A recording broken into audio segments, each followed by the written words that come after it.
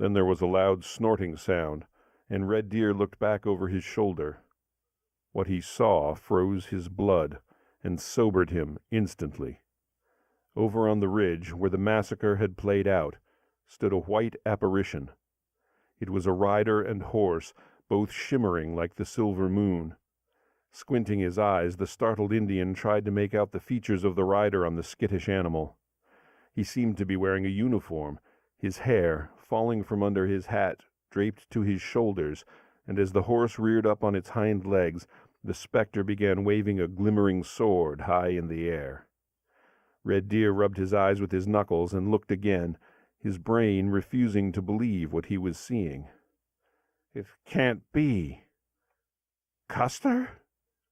The wraith rider suddenly gave out a hellish yell, and pulling the reins tight, kicked the horse into a charge straight for their truck.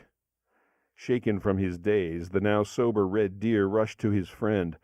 Broken Wing was on one knee, having just finished emptying the contents of his stomach. Red Deer grabbed his arm and tried to pull him to his feet. "Get up, you drunken fool! Get up!"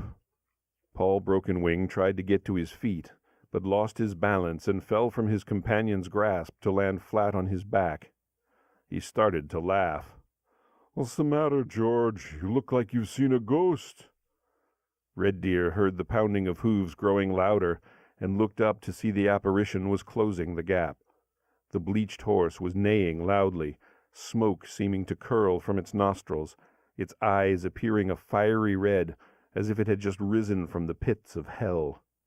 The frightened crow turned and started running back down the road for all he was worth, abandoning Broken Wing to his fate. He was not about to die because the other was too drunk to move. As he raced along the dirt road, he prayed he wouldn't stumble into one of the many potholes now laying before him in the dark.